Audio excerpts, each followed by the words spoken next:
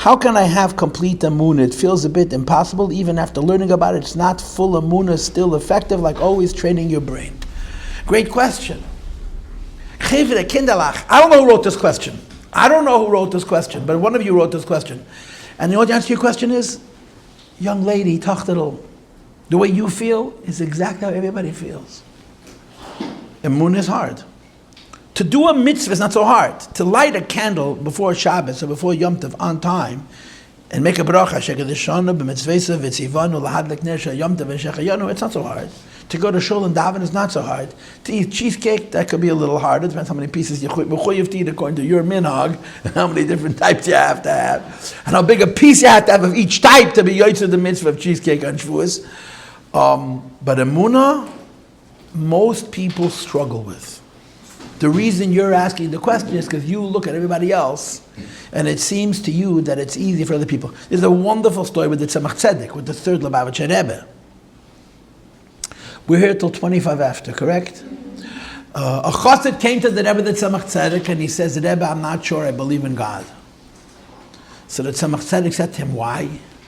He says, what do you mean, why? I've never seen God. God is invisible. He plays this game of cat and mouse with the world. We're never sure he's involved in our lives. He's hiding from us.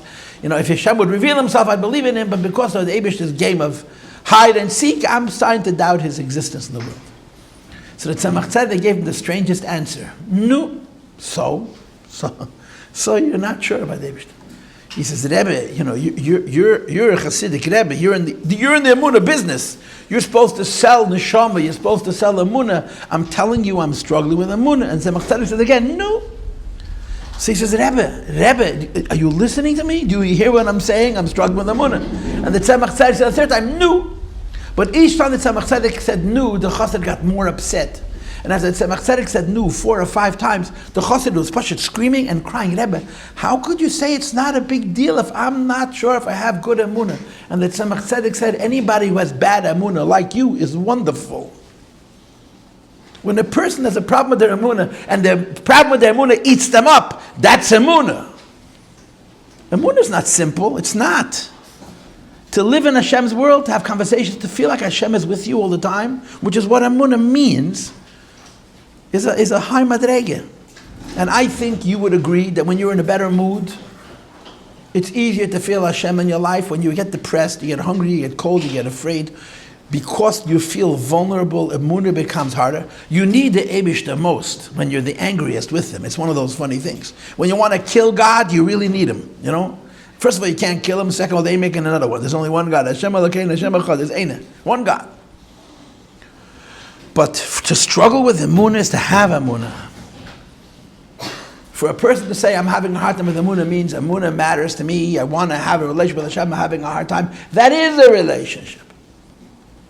And you don't fix the relationship with emunah by learning necessarily. You fix the relationship with emunah by having fabrengens. And I think you fix the relationship with emunah, with the Eibishter, by davening. And I don't mean davening in Hebrew. I know people who talk to God like I'm talking to you. Just have conversations. I don't think you have to embarrass yourself. You don't have to walk up Eastern Parkway when everybody's looking at you and say, God, what do you think of today's weather? You know. But people have conversations. I know a woman, she's older than I am, who when she was young, she was not frum at all. And she was the editor of a very, very secular liberal paper. A new age paper, you know, very fry kind of thing. And she wasn't from it all.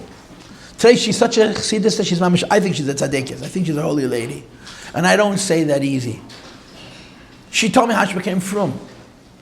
She was the editor of this newspaper. She took a year off from her newspaper to volunteer on a kibbutz in Israel, but she made a terrible, terrible mistake. That the kibbutz that she volunteered to work on, which is a freie kibbutz, was very close to the holy city of Tzfat.